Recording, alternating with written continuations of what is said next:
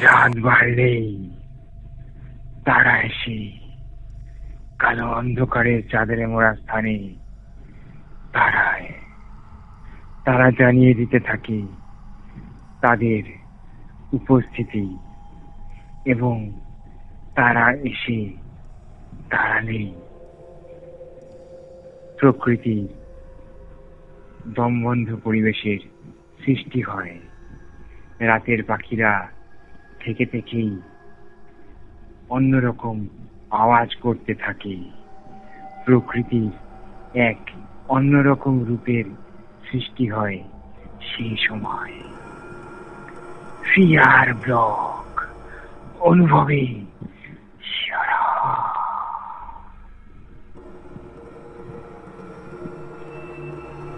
বরুণ বিশ্বাস এক গ্রামে গেছিল রিপোর্টিং এর জন্য। সেই গ্রামে একটা বাড়িতে উনি থাকা আরম্ভ করলেন কয়েকদিনের জন্য, যেটা একটা আর্টিস্টের বাড়ি ছিল। উনি কোনো রকম ভাবে জানতে পারলেন যে সেই আর্টিস্টের নাকি এক আঁকার বই আছে, যে বইয়ে দেখলে পরে নাকি মানুষ নিজের মধ্যে থাকে না। উনি পরখ করার জন্য আর্টিস্টের সেই বইটা নিয়ে দেখতে লাগলো। ফার্স্ট মলারটা খোলার পরেই ছবিটা ছিল পূর্ণিমার রাতের। উনি বুঝতে পারছেন যেন ছবিটা উনি দেখছেন আর কোথায় যেন উনি হারিয়ে গেছেন, এবং চাঁদের আলো খোলা জানালার মধ্য দিয়ে হলুদ রূপলি বর্ণ হয়ে যেন তার সামনে এসে খেলা করে বেড়াচ্ছে। এইভাবে বিভিন্ন ছবি যখন উনি দেখছেন, ঠিক বাইরের পরিবেশটা ঠিক সেই রকম হয়ে আসছে। নমস্কার বন্ধুরা, ফিয়ার ব্লকে আপনাদের স্বাগত। আমি রূপম চক্রবর্তী, সঙ্গে সাউন্ডে আছে সমীরণ রয়। প্রথমে বলে রাখি, আমাদের কাছে ঘটনা পাঠাতে গেলে কিভাবে পাঠাতে হবে। আমাদের মেল আইডি রয়েছে এবং হোয়াটসঅ্যাপ নম্বরও রয়েছে, যেখানে আপনারা ঘটনা লিখে পাঠিয়ে দিতে পারেন। আমাদের ফেসবুক পেজও রয়েছে, যেখান থেকে আমাদের সঙ্গে যোগাযোগ করা আপনাদের পক্ষে খুব সহজ হবে। ফিয়ার স্পেস ব্লগ লিখলেই আপনারা আমাদের সঙ্গে যোগাযোগ করতে পারবেন, এবং ফেসবুক পেজও আপনারা আপনাদের জীবনে ঘটে যাওয়া সত্যি ঘটনা লিখে পাঠিয়ে দিতে পারবেন। আমি আগেও বলেছি, এখনো বলছি, যার সঙ্গে ঘটে যায় তার সঙ্গে ঘটনা, কিন্তু যারা শোনে তাদের কাছে কিন্তু গল্প। কাজেই যারা বিশ্বাস করবে না তাদেরকে তো আমি জোর করে বিশ্বাস করাতে পারবো না, কিন্তু আমরা এখনো পর্যন্ত যা ঘটনা বলেছি এটা সত্যি, যে আমরা এর মধ্যে কোনো রকম গল্প মেশাইনি, টোটালটাই সত্যি ঘটনা। তো শুরু করছি আজকের ফিয়ার ব্লগ। যার কথা বলছিলাম, যে আমাকে ঘটনাটা লিখে পাঠিয়েছেন, তার নাম হচ্ছে বরুণ বিশ্বাস। উনি ওনার জায়গার নামটা লিখে পাঠিয়েছেন, কোন জায়গায় ঘটনাটা ঘটেছে কিন্তু আমাকে বলতে না করেছেন, এবং উনি যেখানে চাকরি করতেন একটা খবরের কাগজে, সেই জায়গার নামটা আমাকে লিখে পাঠিয়েছেন, কিন্তু বলেছে যে তুমি এই জায়গার সংস্থার নামটা একটু বলবে না, কিছু কারণবশত। তা আমি এই দুটো গ্রামের যেখানে ঘটনা ঘটেছে সেই জায়গার ঘটনার নামটা না বলেই বলছি, আর উনি যে খবরের কাগজের অফিসে রিপোর্টার ছিলেন সেই জায়গার নামটাও আমি না বলেই ঘটনাটা বলছি। বরুণ বিশ্বাস যে জায়গায় চাকরি করতেন খবরের একটা কাগজের অফিসে, সেখানকার ডিরেক্টর একবার সিলেক্ট করলো, বরুণ বিশ্বাসকে ডেকে বলল যে তুমি তো খুব এফিশিয়েন্ট আমাদের অফিসের, তুমি এক কাজ করো, তুমি একটা জায়গার নাম বললো, যে জায়গাটার নাম উনি আমাকে লিখে পাঠিয়েছেন, আমি আপনাদেরকে বলছি না সেটা না করেছেন উনি। তো সেই জায়গায় যাও, সেই জায়গায় কিছু ঘটনা ঘটছে, কারণ আরো যে সংবাদপত্র আছে তাদের রিপোর্টার যাওয়ার পর তারা নাকি রেলে কাটা পড়ে মারা গেছে প্রত্যেকেই, এক রাতের পরেই। তো এই কথা শোনার সঙ্গে সঙ্গে বরুণ বিশ্বাস একটু থমকে গেল। থমকে গিয়ে বলল, আচ্ছা এরকম জায়গা? তখন ডিরেক্টর বলল যে হ্যাঁ এরকমই জায়গা, তুমি যাও, সবাই পড়েছে বলে যে তোমারও বিপদ হবে তার তো কোনো মানে নেই, তুমি যাও, তুমি খুব ভালো রিপোর্ট করতে পারো, এই জন্য আমি তোমাকে পাঠাচ্ছি।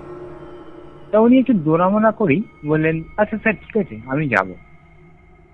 তো কথা মতো অফিস থেকে ওনার টিকিট কেটে দেওয়া হলো, ট্রেনের টিকিট।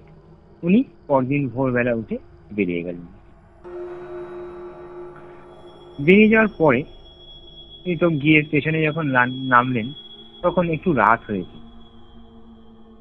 মানে ট্রেনটা একটু লেট করেছে, তার জন্য ওনার ওই ধরুন 7, 7:30, 8টা এরকম হবে, এরকম টাইমে গিয়ে স্টেশনে নেমে। স্টেশনে নামার পর বরুণবাবু খেয়াল করছে যে ট্রেন থেকে, এত বড় একটা ট্রেন থেকে আমি একাই নামলাম, স্টেশনে আর কেউ নামলো না, আর স্টেশন চত্বর পুরো শুনশান, অন্ধকার কালো চাদরে যেন স্টেশন চত্বর মুড়ে আছে। শুধু অত বড় প্ল্যাটফর্মের মধ্যে একটা ছোট্ট একটা বাল্ব জ্বলছে, আর কোনো দিকে কোনো আলো নেই। আর দূর থেকে দেখা যাচ্ছে যে সিগন্যালের আলো, লাল, নীল, সবুজ। উনি চিন্তা করলেন ঠিক আছে আমি একটু দেখি স্টেশন মাস্টারের সঙ্গে কথা বলি, রাতে তো কতদিন থাকতে হবে, কটা রাত। উনি স্টেশন মাস্টারের ঘরে গেলেন, গিয়ে দেখছেন স্টেশন মাস্টারের ঘরে তালা দেওয়া। উনি আবার প্ল্যাটফর্মে চলে আসলেন, কিছু করার নেই। প্ল্যাটফর্মের উপর থেকে খেয়াল করলেন যে একটু দূরেই, প্ল্যাটফর্মে একটু দূরেই একটা বাড়ি, সেই বাড়িটার মধ্যে আলো জ্বলছে লণ্ঠনে। অর্থাৎ যে গ্রামটায় উনি গেছেন ওই গ্রামটায় তখনও কোনো ইলেকট্রিসিটি আসেনি, অনেক বছর আগের ঘটনা। উনি গেলেন, গিয়ে দেখেন একটা আধবয়সী লোক ঘরটা পরিষ্কার করে রাখছে, একাই ঘরে উনি আছেন। তো বরুণ বিশ্বাস ওনাকে বলল দাদা আমি এরকম একটা রাত থাকতে চাই। ওনাকে একটা রাতই বলেছিলেন প্রথমে, বলেছিলেন আমি একটা রাত থাকতে চাই, মাথা গোজার মতন যদি একটা ঠাঁই হয় তাহলে খুব ভালো হয়। তখন লোকটা বলল না না এখানে কোনো ঘরটার হবে না, এখানে কোনো ঘর নেই, আপনি যেখান থেকে এসেছেন সেখানেই চলে যান, এখানে কোনো ঘর আমি দিতে পারবো না। এবং খুব রুক্ষভাবে কথাটা উনি বললেন বরুণ বিশ্বাসকে। বরুণবাবু অনেক কাকুতি মিনতি করার পরে ওনার কি মনে হলো, একটুখানি ওনার দিকে তাকিয়ে রইলেন এবং বললেন আচ্ছা ঠিক আছে, এক রাতই থাকবেন তো? বলছে হ্যাঁ এক রাতই থাকবেন দাদা। কিন্তু বরুণ বিশ্বাস মনে মনে চিন্তা করলেন আগে তো একটা রাত থাকি, তারপর এসছি যখন পুরো খবর নিয়েই যাব আমি। সেই রাতে থাকলেন, সমস্ত ব্যবস্থা করে দিলেন উনি। উনি বাড়ি চলে গেলেন। সকাল হতেই বরুণবাবু ঘরের মধ্যে তালা দিয়ে গ্রামটাকে একটু দেখতে বেরোলেন, এবং যে খবরের জন্য উনি এসছেন যে সাংবাদিকরা আসলে নাকি ট্রেনে কাটা পড়ে মারা যায়, সেই খবর গ্রামবাসীদের কাছে তিনি জিজ্ঞেস করতে লাগলেন। কিন্তু গ্রামবাসীরা বুঝতে পেরেই এই খবরটা এড়িয়ে গেল। এই করে করে সকাল গড়িয়ে দুপুর হলো, দুপুর গড়িয়ে বিকেল হলো, বিকেল হয়ে গড়িয়ে সন্ধে হলো। সন্ধে তখন 6টা 6:30 বাজে। ওনার মনে হলো যাই তো এখন স্টেশন মাস্টারের কাছে, দেখি তো উনি আছেন কিনা, তাহলে ওনাকে জিজ্ঞেস করবো। উনি স্টেশন মাস্টারের কাছে গেলেন বরুণবাবু, গিয়ে জিজ্ঞেস করলেন। স্টেশন মাস্টার বললো মশাই আপনি বোধহয় এই জায়গায় নতুন না, দেখে বোঝা যাচ্ছে, তবে আমি একটা কথা বলি, এইসব কথা না জানাটাই ভালো, আর আপনি পারলে চলে যান, জায়গাটার কিন্তু বদনাম আছে, আপনার ক্ষতি হোক আমরা কিন্তু কেউ চাই না, আমাদের কাম্য না সেটা। তো নমস্কার জানিয়ে বন্ধু ওখান থেকে বেরিয়ে আসেন। বেরিয়ে এসে ওনার ঠিক মনোভূত হচ্ছে না কথাগুলো কারোরই, যে আমি আসলাম চলে যাব কিছু খবর না নিয়ে, আমার তো সার্ভিসের ক্ষেত্রে অসুবিধা হতে পারে। এই চিন্তা করতে করতে প্ল্যাটফর্মের উপর একটা বেঞ্চের মধ্যে উনি বসলেন সিগারেট হাতে নিয়ে। তখন হালকা আলো আধারি চলছে, হালকা আলো আছে আবার আলো নেইও, ঠিক গোধূলি লগ্নে যেরকম হয় ঠিক সেরকম। উনি সিগারেট খাচ্ছেন। হঠাৎ করে পাশ থেকে একটা গম্ভীর গলা মোটা সোটা একটা লোক এসে বলে উঠল, কি মশাই, এখানে কি নতুন নাকি? তখন বৌমা বলল যে, হ্যাঁ, এখানে তো আমি নতুন, আসলে আমি একজন খবরের কাগজ থেকে এসেছিলাম, রিপোর্টার। আমি আমি একটা খবরের জন্য এসেছিলাম। আপনি কি এখানেই থাকেন? তখন উনি বললেন, হ্যাঁ, আমি এখানেই থাকি। আমি এখানে অনেক বছর ধরে আছি, পূর্বপুরুষও আমার এখানে আছে। তা আপনাকে যখন পেয়ে গেলাম, একটু গল্প করি আপনার সঙ্গে। তখন বন্ধু বললেন, হ্যাঁ বসুন না, কোনো ব্যাপার না, আপনার কাছে কিছু কথা আমার জানারও আছে। মেনলি ওই কেসগুলো উনি জানবেন। এবার ওনাকে জিজ্ঞেস করলেন। জিজ্ঞেস করার পরে উনি বললেন যে, হ্যাঁ, এরকম হয়, কিন্তু আমাদের এখনো জানা নেই কেন এরকম হয়। মারা কেন যায় ট্রেনে কাটা পড়ে, তার রেল লাইনেই বা আসে কেন, এগুলো আমাদের জানা নেই। এই কথা বলেই উনি বললেন, তা মশাই থাকছেন কোথায়, আপনি আছেন কদিন? তখন বন্ধুবাবু বলল, আমি তো এই তো 3-4 দিন আছি, 3টে রাত কি 4টে রাত হয়তো থাকা পড়বে, তারপরে বেরিয়ে যাবো আমি। উনি বললেন, ও আচ্ছা আচ্ছা আচ্ছা, তা আপনি থাকেন কোথায় বলুন তো, এসছেন কোথায়, উঠেছেন কোথায়? তখন উনি বললো, ওই যে দেখছেন বাড়িটা, ওই বাড়িতে ঢুকি। তখন উনি বলেন, সর্বনাশ করেছে, আপনি কি করেছেন মশাই, ও তো ভুতুরে বাড়ি বলে আমরা জানি। আপনি কবে এসছেন? কালকে? বলছি যে, হ্যাঁ, আমি কালকে এসেছিলাম। তখন বলছে, তা গতকাল রাতে আপনি কোনো কিছু বোঝেননি? তখন বলছে, না, কালকে তো রাতে কিছু বুঝিনি। তা বেশ বেশ, উনি বললেন, ঠিক আছে, তাহলে এখন তো প্রায় 6:45 বাজে, আমার একটু বাড়িতে কাজ রয়েছে, আমি বাড়িতে যাই। বাড়িতে যে আমি আবার আসবো আপনার ওই বাড়িতে। আপনি যখন আছেন, তা ঢুকতেই পারবো। এখানে তো কেয়ারটেকারটা ঢুকতে দেয় না কাউকে, বলে আর্টিস্টের বাড়ি ছিল, আর্টিস্ট মারা গেছে, এখানে ঢুকবেন না, এইসব বলে। তা আপনি যখন এসছেন, আমি আসবো আপনার কাছে রাত্রিবেলা।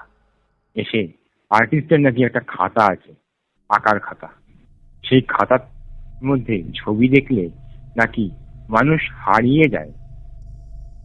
দেখি কেমন আঁকা আছে, রাতেই আমরা দুজনে যাব একসঙ্গে, গিয়ে দেখবো কত ভালো উনি আঁকেন।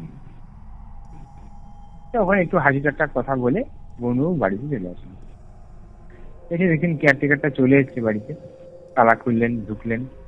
ঢুকে বরুণ বিশ্বাস জিজ্ঞেস করছে, আচ্ছা দাদা, একটা কথা জিজ্ঞেস করি আপনাকে, ঘরের সব ঘরই তো খোলা, কিন্তু ওই উপরে ওই পাশের বাদিকের ঘরটার মধ্যে তালা কেন লাগানো?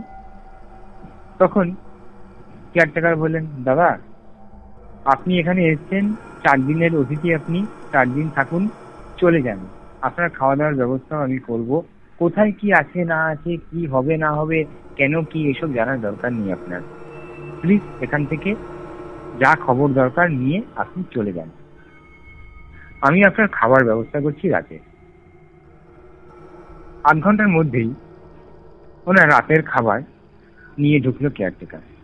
বললো, দাদা, আমি রেখে গেলাম আপনার খাবার, আপনি ফ্রি টাইমে খেয়ে নেবেন রাত্রিবেলা। কেয়ারটেকার চলে যাওয়ার সঙ্গে সঙ্গে বরুণবাবু ঘরে লোহার রড বা হাতুড়ি কিছু খুঁজতে লাগলেন।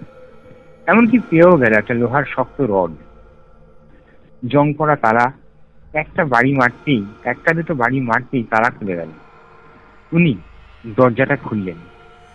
দরজাটা খুলে দেখলেন ঘর ঘুটঘুটে অন্ধকার, ধুলো ময়লায় রীতিমতন কাশতে লাগলেন উনি। ওনার নাকে মুখে যে ধুলো ময়লা ঢুকছে, ধুলো ময়লার ঝাঁঝে উনি কাশতে লাগলেন। চতুর্দিক একটা গন্ধ হয়ে গেছে। জানলাটা খুললেন, ঠান্ডা একটা হাওয়া ঢুকলো ভেতরে, তো কিছুটা স্বস্তি পেলেন।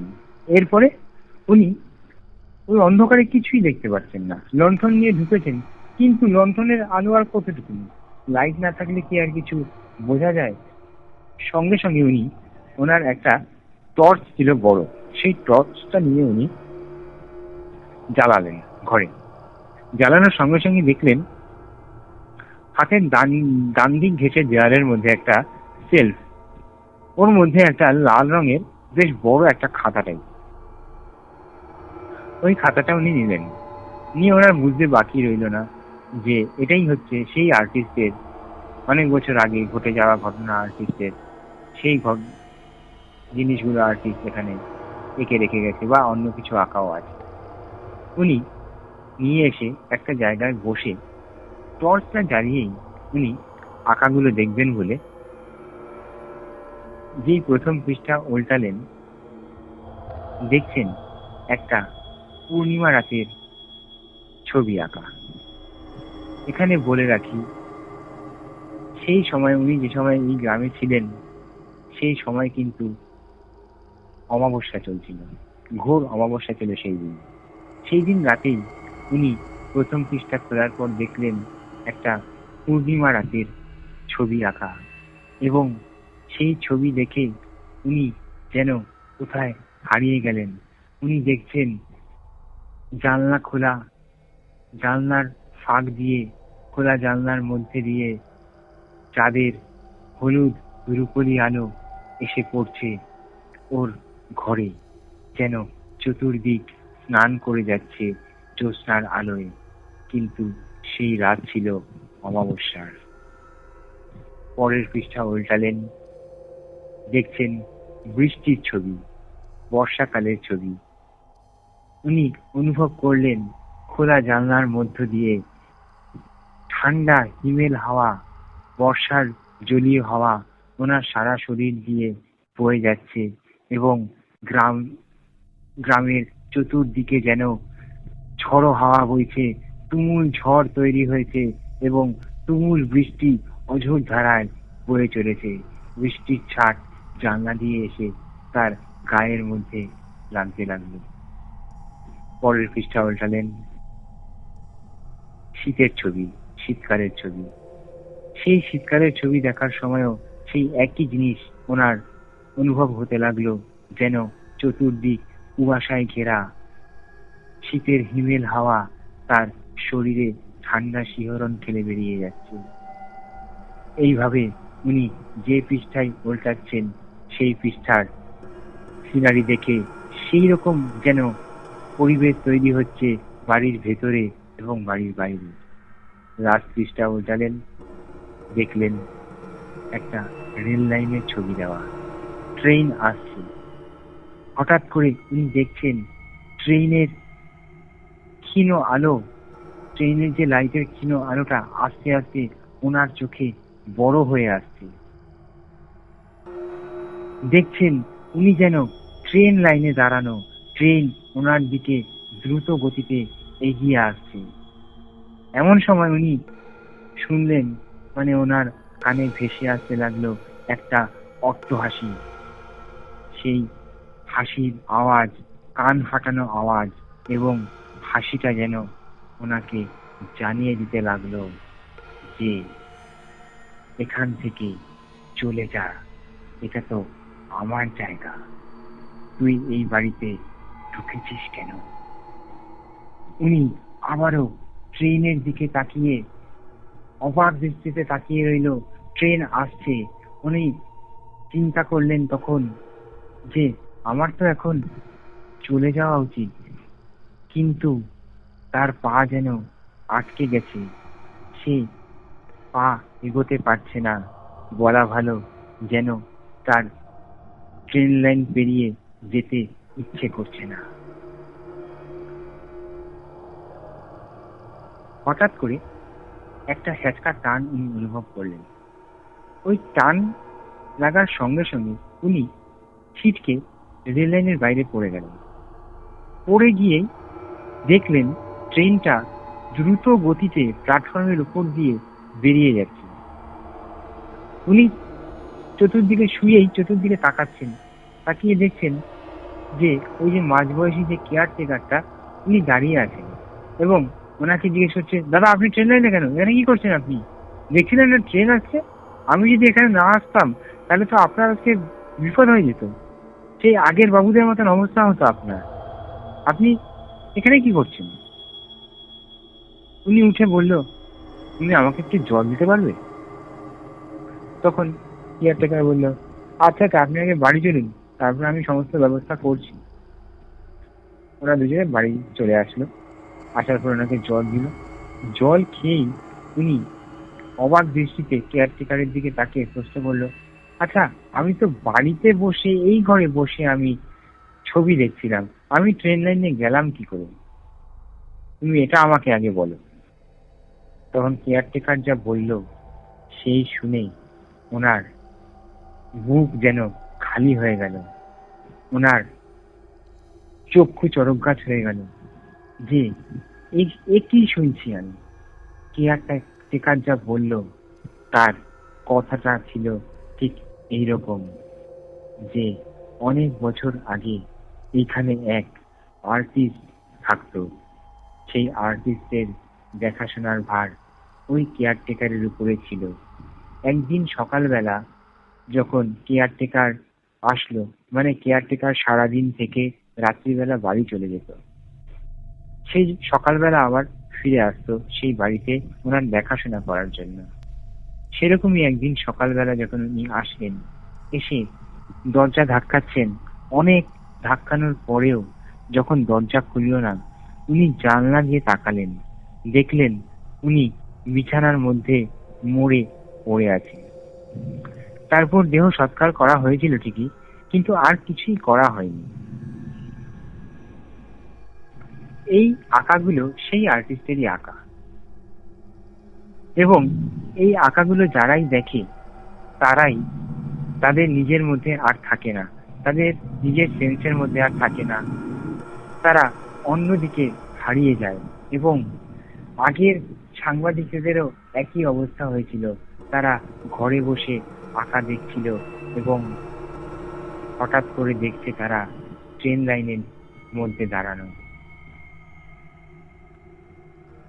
উনার কথাটা শেষ হতে না হতেই সেই অট্টহাসি শুনে বুঝতে পারলেন সাংবাদিক, ওনার আর বুঝতে বাকি রইল না যে এ আর কেউ না, সন্ধ্যের সময় যার সঙ্গে কথা বলেছিলাম সেই লোকই, এবং সেই ছিল প্রেতাত্মা, এই ছিল পার্টি। এ আমাকে এখানে এনে মারতে চায়। তখন কেয়ারটেকার হট করে বলে উঠল,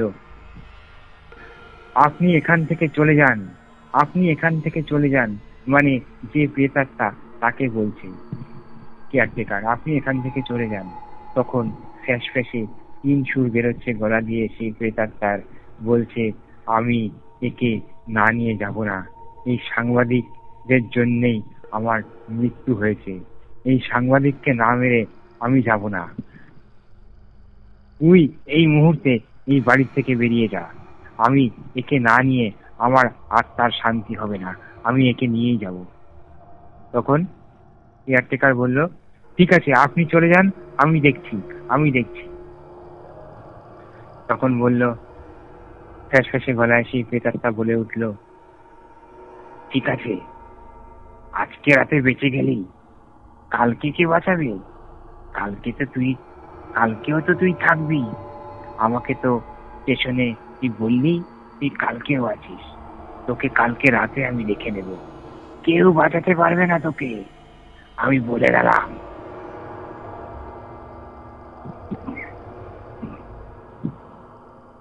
এরপর একদিন একদিন মানে তার পরের দিনই উনি আর ওইখানে রইলেন না, উনি চলে আসলেন ওনার অফিসে, মানে অফিস যেখানে, সেখানে ওনার বাড়ি ছিল, কলকাতার বাড়িতে চলে আসলেন।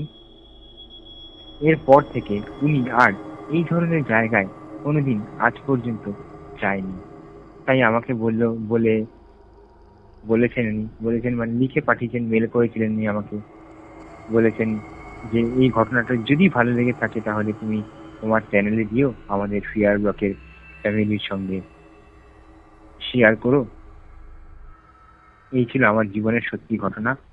আরো যদি কোনো ঘটনা থাকে আমি তোমাকে পাঠাবো। একদম বরুণবাবু, আপনার যদি আরো কোনো ঘটনা থাকে, আপনি যদি কোনো ঘটনা কালেক্ট করতে পারেন আমাদেরকে অবশ্যই পাঠাবেন। আমরা ফিয়ার ব্লকের ফ্যামিলির সঙ্গে শেয়ার করব। তা বন্ধুরা, তোমাদের কেমন লাগলো আমাকে কমেন্টস বক্সে জানিও। আমাকে প্রচুর প্রচুর এই ঘটনা শেয়ার করো বন্ধুদের মাঝে, লাইক করো, যাতে আমাদের পরের ঘটনা শোনানোর জন্য আমরা এনার্জি পাই। এখনো বলছি, আগেও বলছি, সাবস্ক্রাইব করে দিও, আরো ভালো ভালো ঘটনা আসবে। আজকের মতন এই পর্যন্তই। নমস্কার, শুভরাত্রি, সুইট ড্রিঙ্ক, ভালো থেকো।